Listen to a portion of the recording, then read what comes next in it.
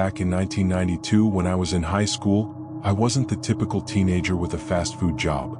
While my friends worked at McDonald's or Taco Bell, I was doing construction, demolition, flooring, and auto mechanics work, mostly under the table. By 14, I was already working weekends and evenings, earning way more than most high schoolers could dream of. I was good with my hands and the job was a perfect fit. One of my regular jobs was with a contact who managed remodeling projects, mostly in restaurants and shops. It wasn't unusual for him to leave me alone at a job site to do demolition work while his crew worked on the other parts of the project.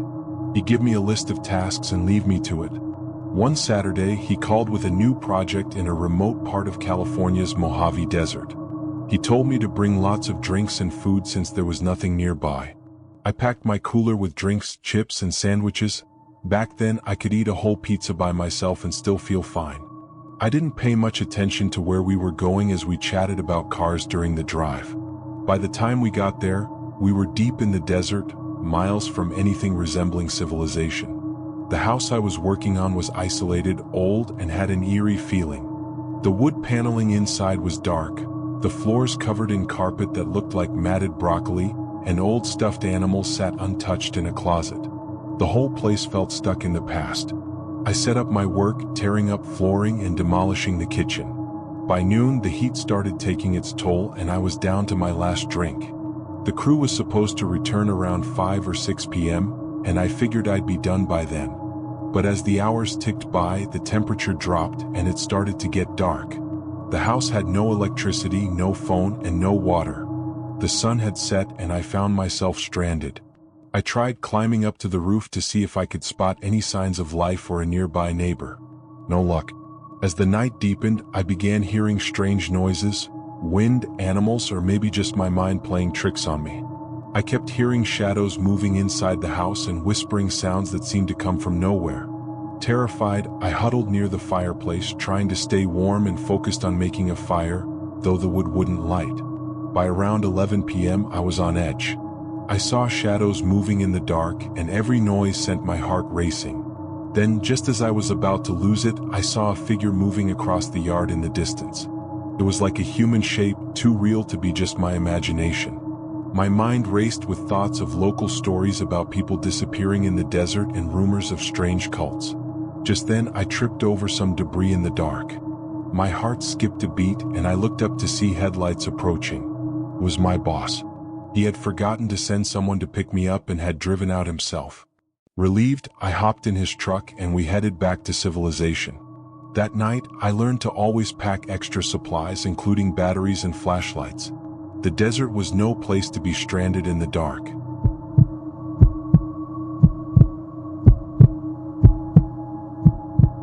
Story starts when I was very young, around 5 years old, back in the 80s. My mom was a single mom and things were pretty good until she met Joe. At first, he seemed like a dream come true. He treated us well, brought gifts, and we even went on fun trips together. But that happiness didn't last. After marrying Joe, things quickly took a dark turn. Joe had a bad temper and his mood swings were unpredictable. Sometimes he'd be the kindest person, but other times he would lash out violently at my mom and me. The house was full of tension and I often tried to avoid him, staying locked in my room to keep safe. The worst part came when my mom had a baby. While I was excited to be a big brother, I also feared for my brother's safety. I kept thinking about what Joe might do when things got tough. One evening, everything came to a head. Joe was in a foul mood, yelling at my mom and me. My baby brother was teething and crying, and Joe's anger boiled over. When I walked into the living room, he threw the remote at me, hitting me hard in the head. I was bleeding and bruised. That was the final straw for my mom. We packed up and went to stay with my grandparents, and they called the police, but nothing happened. Joe somehow convinced my mom to come back, promising he'd change. Things were somewhat calm for a while, but then one night, Joe went too far. He was enraged about a phone bill, and in a fit of rage, he grabbed me, threw me against walls, and beat me with a belt. I was terrified. At one point, he even threatened my life. The next morning, bruised and in pain, I limped to my bus stop in my pajamas, too scared to go back home. The bus driver saw me and immediately took me to school, where social services and the police were called. I was taken to my grandparents' house and eventually I was safe. Joe never faced consequences for his actions, but my mom eventually found the courage to leave him. After many years, she remarried and found happiness. I later learned that Joe's childhood had been filled with trauma, and though it didn't excuse his actions, it explained some of his behavior. I forgave him and over time, even helped him rebuild his relationship with my brother. The scars remain, but I found peace in letting go of the anger.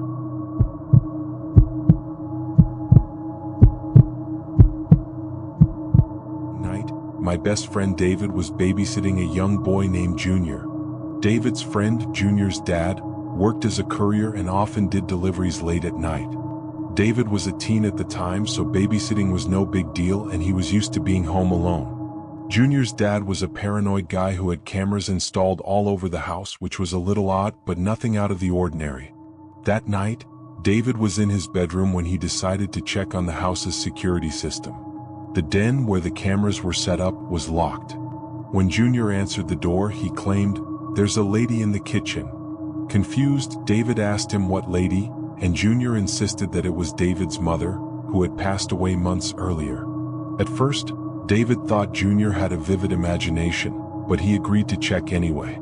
David and Junior walked into the kitchen, where the door was open. David checked the screened-in sitting area outside but saw nothing. Junior insisted that someone had been there, so they checked the security footage from the cameras. To David's shock, the footage showed an elderly woman, at least in her 60s, walking confidently into their backyard, up the ramp to the house and into the kitchen. She stood in the kitchen for over 10 minutes doing nothing but lingering.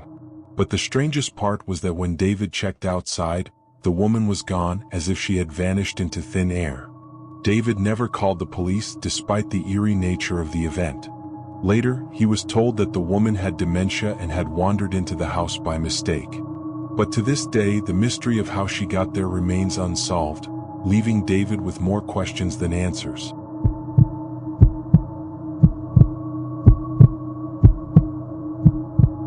I grew up in a small, secluded lake house in rural Oklahoma with my mother. The house was old, its wooden floors creaking under every step, its walls groaning like they were holding onto secrets. I was around 10 or 11 at the time, and the world outside our little house was mostly quiet. The kind of quiet that makes you feel like the air is holding its breath. One night, I woke up suddenly. No reason, no sound, just a sharp, piercing wakefulness that left my skin prickling. It was the kind of feeling that gnawed at your insides. My mother was in the next room, snoring softly on the couch. I could hear her breathing, slow and deep, but the silence around me, it felt like it was closing in, suffocating me. I turned over, trying to shake off the feeling, but the urge to use the bathroom became overwhelming. Reluctantly, I pushed myself out of bed, trying not to disturb the eerie stillness. The bathroom was far on the other side of the house, past the kitchen, and down a long, dark hallway that seemed to stretch into infinity when the lights were off. The old house had a way of making every step feel like a trek through the darkened guts of the earth. After I finished, I flipped off the bathroom light, but as I stepped into the hallway, something made me stop. Click. The bathroom light flickered, then clicked back on. My heart thudded, cold fear creeping up my spine. I turned around slowly. The light clicked again, brighter this time, then dimmed, flickered, and clicked once more. Click, click, click, click, click. It was like the light was mocking me. My breath caught in my throat as I stared at the light, my feet frozen to the floor. Then it stopped. But in the thick, suffocating darkness of the hallway, I saw something. A white shape, unnaturally pale, hunched down at the far end of the corridor. The shape was roughly my size, but it crouched, its back bent in a way that wasn't human. It was still, silent, watching. I wanted to scream, but my throat felt tight, like my own body was betraying me. The only sound that came out was a hoarse, terrified whisper. "No." Then it moved. The creature sprang forward on all fours, its limbs stretching grotesquely like a spider's. I heard its hands slapping against the wooden floor as it dashed toward me, faster than anything should be able to move. I bolted. My legs moved before my brain could catch up, carrying me through the kitchen, past the counter, and around the corner. I was gasping for air, my chest tightening as I ran toward the living room. I found my mother still asleep on the couch and shook her awake. "It's coming. It's coming." I choked out, my voice barely above a whisper. Her eyes snapped open, wide and confused, but as she turned her head, her gaze fell behind me. I saw her pupils dilate, her face going pale. In one swift motion, she grabbed me, her grip like iron, and pulled me into my room, slamming the door behind us. Her back pressed against the door, her breath ragged as we waited. The silence felt like it could suffocate us. The house seemed to hold its breath, every creak and groan echoing through the walls like an omen. Then came the sound. Thumping, scraping, like something was running circles around the kitchen. The slap of feet against the cold tile floor. Then, the sliding glass door, slammed open then shut. The air felt thick with something unholy, like the whole house was vibrating with fear. We waited and waited. The darkness outside the room pressed against the walls like a living thing. The first light of dawn eventually broke through the windows. It was over, but the terror wasn't gone. For weeks, I stayed at my grandmother's in the next town. I didn't go back to that house. Not once. Years later, my mother finally told me what she had discovered after the incident.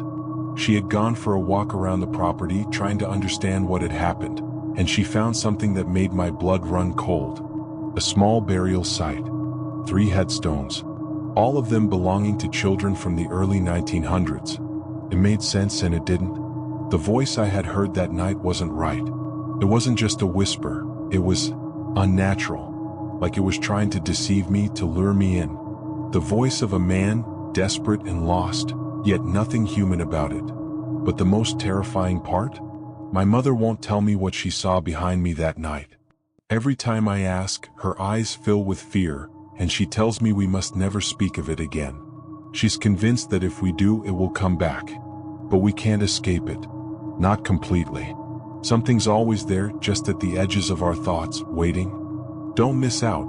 Subscribe to the channel and turn on notifications so you won't miss more stories that will push the boundaries of what you believe to be real. What do you think might still be lurking in the shadows? Let's find out together.